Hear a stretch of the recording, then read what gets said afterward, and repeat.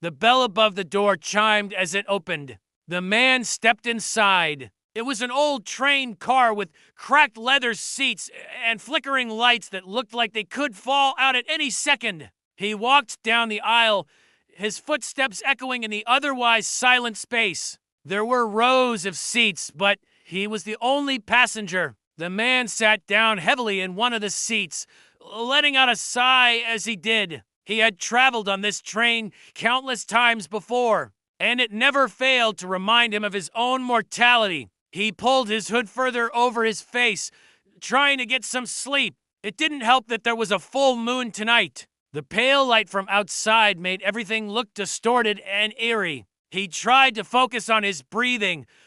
It was no use. His eyes kept flicking up to the door. What if someone or something got in? He shook his head at the thought. No one would be crazy enough to get on this train at night, would they?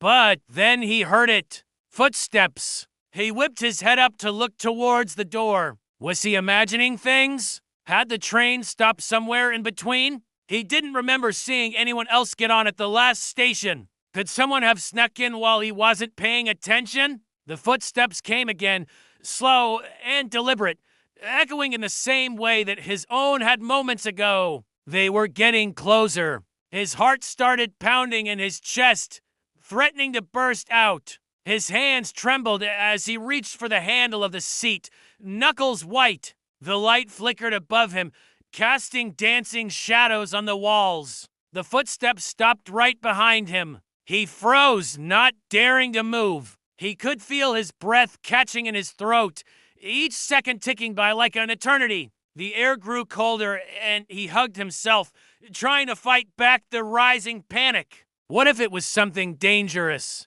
Something that wanted to hurt him? Then he heard it again. The bell above the door chimed. It was a small, tinkling sound. It could have put through the silence of the train car like a knife. But how? He thought, confused. Hadn't the person just come in through the doors? Why would they ring the bell? Then he noticed something strange. The door hadn't moved. It was still closed. He turned slowly to look at the door, his eyes wide with dawning realization. He wasn't alone on the train. Someone or something was out there with him. But if it had come through the door, hadn't it opened it? And if it was outside the door, hadn't it left? The question spun around in his head, but he knew the answers wouldn't bring him peace. His eyes darted around the train car, searching for an escape, but there was none. He was trapped. The bell chimed again, this time closer, followed by heavy footsteps. He cried out, scrambling backwards in his seat. Where was it? Where was it coming from? The train lurched forward, jolting him from his fear. For a moment, everything was silent except for the sound of the wheels on the tracks. Then he heard it. A low, guttural growl. It seemed to come from the very walls of the train car, vibrating in his bones. His blood ran cold. What was that? Was he going crazy? Had the stress of his journey finally gotten to him? He tried to calm himself down, to convince himself that it was all in his head. But the growl came again, louder this time, and he knew there was no denying what was out there. Whatever it was real. Suddenly, the growling stopped, replaced by an eerie silence that was even more unnerving than before. He sat there frozen, listening intently for any sound, any indication of what was out there with him. The silence stretched on, thick and heavy, until he heard it. A soft thud, like something heavy landing on the floor.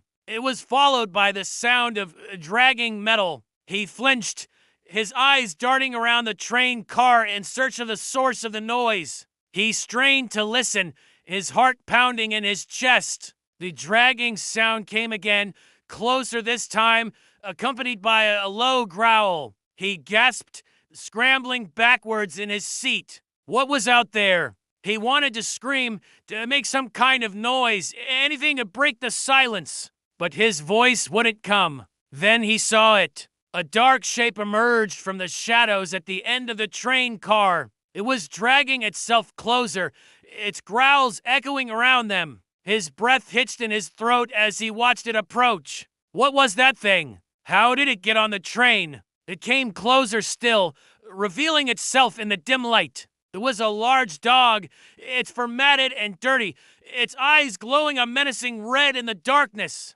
Its teeth were bared in a snarl, its claws extended, ready to strike. It lunged. He screamed, throwing his arms up to shield his face. When he opened his eyes, the dog was gone. He was alone in the train car once again, his heart still pounding in his chest. He took a deep breath, trying to calm himself down. Had he imagined the whole thing? Was it a hallucination brought on by stress and fatigue? As he looked around the train car, he noticed something strange. In the dim light, he could see the outline of a large dog on the floor. It was clear as day, yet it shouldn't have been there. He stood up and walked over to it, his eyes wide with dawning realization. This was no ordinary dog.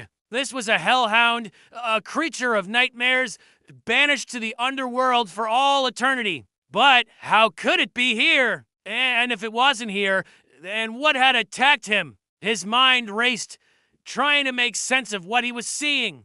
He could hear the dog growling outside the train car, pacing back and forth, its claws scraping against the floor. It was trapped, just like him. But why? What had it done to deserve such punishment? Or was it here by accident? As he stood there contemplating these questions, the train lurched forward again, jolting him from his thoughts. He stumbled, regaining his balance. The train screeched to a halt. The doors slid open. He hesitated for a moment, torn between his desire to escape and his morbid curiosity. What would he find out there? Would it be safe? He didn't know. But he couldn't stay on that train with the hellhound, not if he wanted to survive. With a deep breath, he stepped out into the darkness, leaving the train car and the hellhound behind. He looked back at the train car, half expecting to see the hellhound emerge, its eyes glowing red in the darkness,